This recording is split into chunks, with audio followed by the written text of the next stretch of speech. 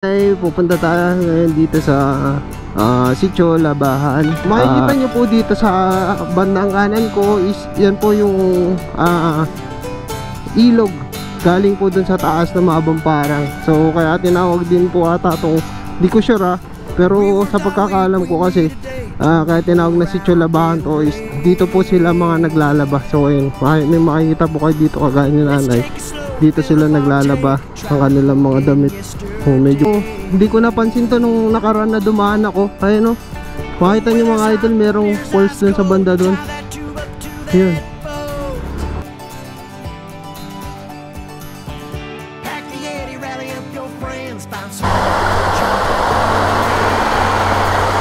Ang linis yung tubig niya. Oh, puti. Pwedeng pagpaliguan, no?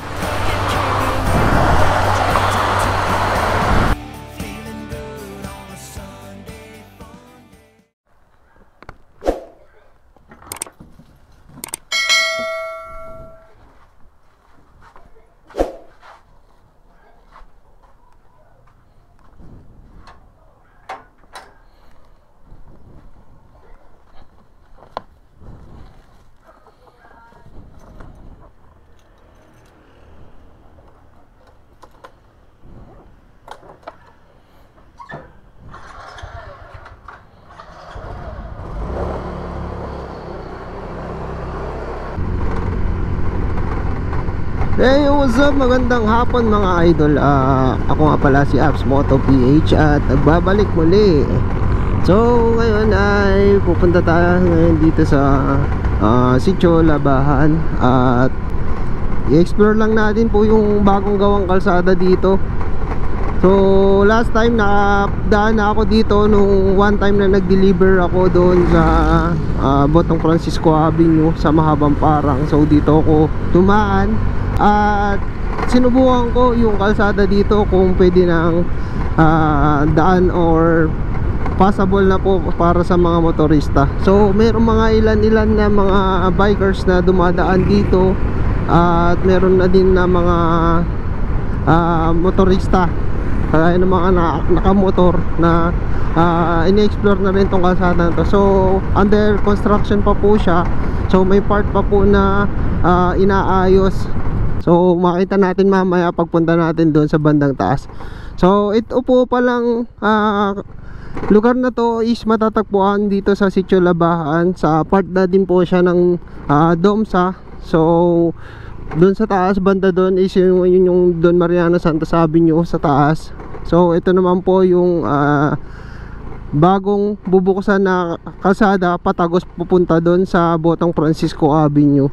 So kung gusto nyo pumunta dito, makikita nyo naman po yung arko ng Sitio Labahan bago ka umakyat ng Don Mariano Santos Avenue or kilala natin as Domsa. So yan, kakagaling lang po kasi ng malakas na ulan. So kita nyo yung kalsada, medyo basa-basa pa siya. So makikita nyo po dito sa bandang kanan ko is yan po yung ilog galing po dun sa taas na Mabamparang. So kaya tinawag din po ata itong, di ko sure pero sa pagkakaalam ko kasi kaya tinawag na Sitio Labahan to is dito po sila mga naglalaba. So ayun, may makikita po kayo dito kagaya ni nanay. Dito sila naglalaba ang kanilang mga damit. So medyo mataas na yung tubig kasi nga umulan nga nung mga nakarang araw. So kahapon malakas yung ulan. So ayan,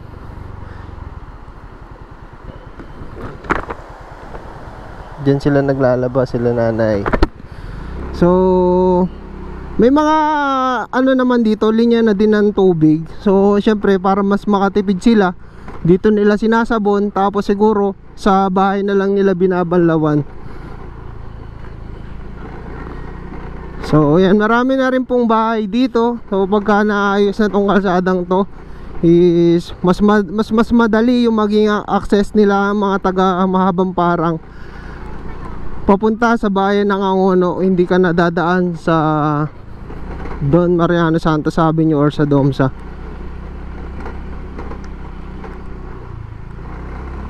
So yan, medyo maputik pa.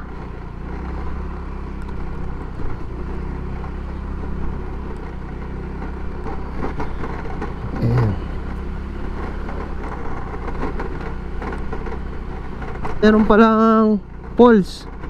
So hindi ko napansin to nung nakaraan na dumaan ako. Ayun o, makita nyo mga idol, merong poles dun sa banda dun. Yun.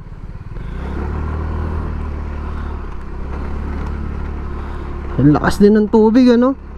One time pagka nadaan, pagka pwede tayo na ano, pwede nating babain yan. So mga guys, tignan nyo yung kalsada dito. Grabe. Try lang natin na makahon. O bago naman yung gulong natin, kaya yun, may dumadaan na rin dito, mga delivery rider. So yun mga guys, ito po pala, dati na po palang may tulay dito. Ito, hindi ko lang alam kung matagal na ba. So yan yung pinakababa nung Sitio Labahan. Ayun, may mga bahay din pala doon. Dire-diretso lang. So ayan, dati na po palang may kalsada dito. May mga poles doon, oh. So pwedeng pagpaliguan pala to. Kung madedevelop lang tong lugar na to, pwedeng maging pasyalan ng mga turista.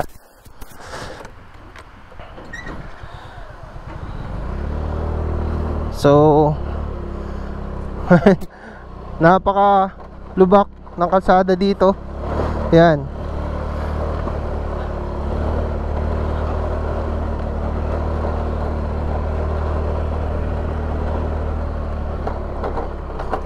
Oh. So merong kalsada dito, may quarry dyan sa taas na yan. So itong nasa taas ko, yan po ay quarry. So may mga nagbabako dyan sa taas. Parang dun sa Lafarge, nagmamine sila ng mga graba. So banda dun sa dulo, may mga bahay pala dun. Kaya ako nagtataka, merong lumabas na batang naglalakad. Yan, pakaganda din pala dito, ano. Sana ma-develop pa tong lugar na to at isa sa maging magandang pasyalan dito sa Angono. So ayun, ang mga idol, may pools din pala dito, oh. Yan mga idol, malinis yung tubig. Malinis yung tubig niya. Oh, puti. Pwedeng pagpaliguan, no?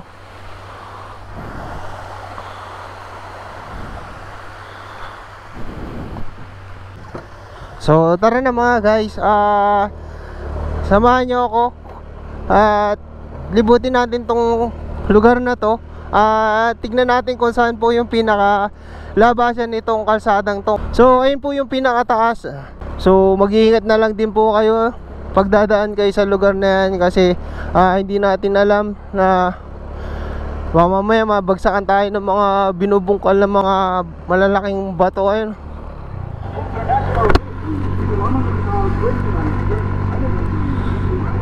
So kung masikukumpara ko yung kalsada dito tsaka dun sa kalsada sa Domsa, mas mahaba po yung ahonan dito. So guys, ito nga po pala yung lalabasan nyo pagka dumaan kayo dun sa Sitio Labahan. So yung mga subdivision dito sa right side ko, ayan po yung East Borough. At nandito na po tayo mismo sa Botong Francisco Avenue sa Mahabang Parang. So asfalto na rin po yung kalsada.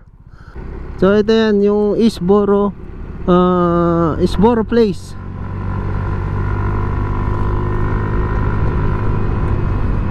So kung mabubuksan na po tong kalsadang to, is very accessible para sa mga nakatira dito, lalo na po yung may mga trabaho sa Antipolo. Meron po kasi mga meron po kasi mga shortcut dito patagos ng Maya Alta. So kung may mga properties kayo dito sa kagaya ng Mille Luce, ay meron po mga private road na pwede kang dumaan dyan. At ang labas nyo na po ay dun po sa may Transfiguration Parish, dun sa may Maya Alta.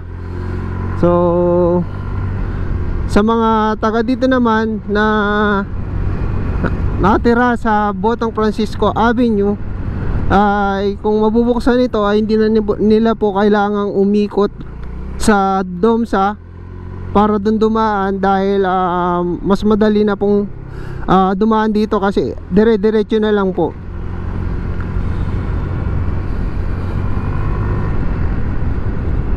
So ito po yung pinakalabas nung bagong gawang kalsada na Sitio Labahan.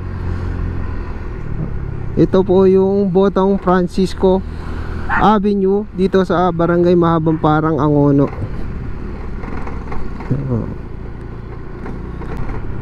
So mga guys, ito na po yung pinakadulo ng kalsada na yung Botong Francisco Avenue. Tatago siya dito sa ML Quezon Avenue papunta ng Antipolo at papunta ng Angono at Binangonan Diversion Road. So yan, pagka kumaliwa ka dito mga idol, papunta yan ng Antipolo. At pagka kumanan ka naman dito is papunta po ng Angono at Binangonan property. So madami na rin pong mga nakatayong subdivisions dito. At sa pagkakaalam ko ay mayroong bubuksan dito na McDonald's. So ayan, abangan natin mga taga Mahabang Parang. So ito yun, under construction pa po siya. At sa tingin ko parang napakalaki nitong McDonald's na to. So abangan natin mga taga Mahabang Parang. Hindi na sila pupunta ng bayan ng Angono at bayan ng Antipolo para makatikim ng McDonald's. So yan, kaya lang naman ako pumunta dito is dadaling ko yung peanut butter kay nanay. So in-explore na lang din natin yung kalsada doon sa Sitio Labahan. Dahil one time na nag-deliver ako doon ay wala naman akong dalang camera. So gusto ko din ipakita sa inyo yung ganda ng paligid. At one time madadaan din kayo doon at mamamangha kayo. So sana bago nila buksan yung Sitio Labahan Road ay sana may isaayos po muna nila yung safety net sana nung kalsada bago i-open nila sa public. Dahil kita nyo naman mga tol na napakadelikado. Kasi yung taas nung Sitio Labahan Road is quarry. So may tendency na pagka nag-landslide or may mga bumagsak na debris doon galing sa taas, pwedeng ma-aksidente yung mga dumadaan na motorista doon. So gustuhan nyo po yung aking video, please share, like, and subscribe my YouTube channel. At maraming salamat po sa supporters ni Abs Moto sa akong pagtangkilik sa aking mga videos. So mag-ingat po ka lagi at God bless po sa lahat. Alright, 24-hour getaway. Let's take it slow, fill up our tank, try to forget yesterday.